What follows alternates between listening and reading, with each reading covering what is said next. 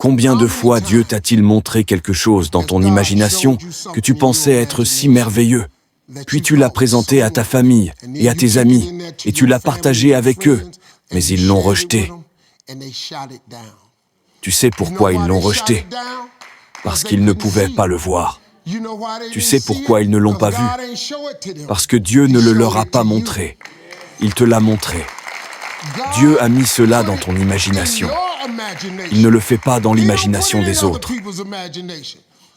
Arrête de raconter tes visions aux autres, car ils ne les verront pas. Pourquoi tu continues à imaginer ouvrir une entreprise? Pourquoi tu continues à imaginer obtenir ton diplôme, obtenir un meilleur emploi? Pourquoi tu continues à imaginer acheter une maison?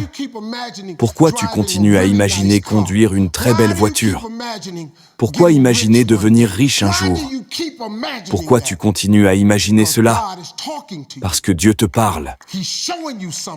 Il te montre quelque chose qu'il a pour toi. Il le met dans ton imagination, mec. Tu vois, Dieu est bon, mon gars.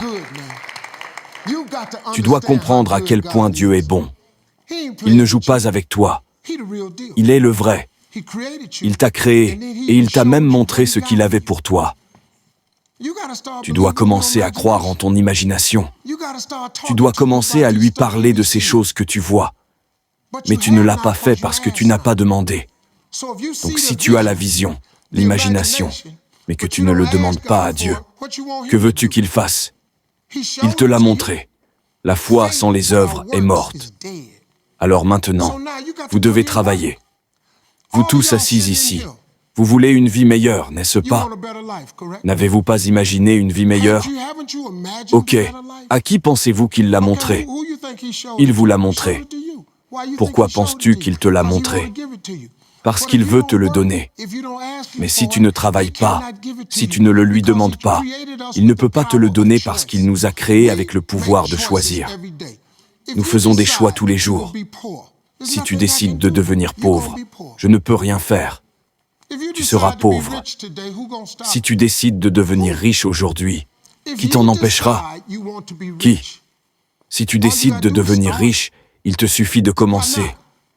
Pourquoi pas? Qui t'en empêchera? À moins que tu ne le dises pas à la mauvaise personne.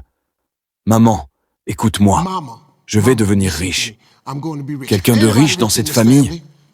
Va là-bas et assieds-toi quelque part. Trouve-toi un bon travail. Oh maman, tu dois avoir raison.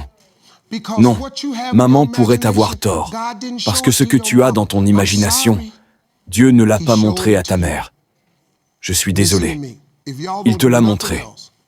Écoute-moi, si vous ne faites rien d'autre, écrivez tout ce que vous imaginez. Écrivez tout. Priez à ce sujet et regardez ce qui se passe. Regardez ce qui se passe. Parce que laissez-moi vous dire quelque chose. Si Dieu peut me réparer, vous n'avez aucune idée de qui vous regardez. Tu n'as aucune idée de ce que j'ai fait. Tu n'as aucune idée de ce que j'ai traversé. Tu ne me parlerais même pas si tu savais ce que j'ai dû faire pour être ici. Mais Dieu est là pour pardonner, pour remettre votre vie en ordre, pour changer les choses. Dieu est là pour sauver. Dieu a fait tout cela pour moi.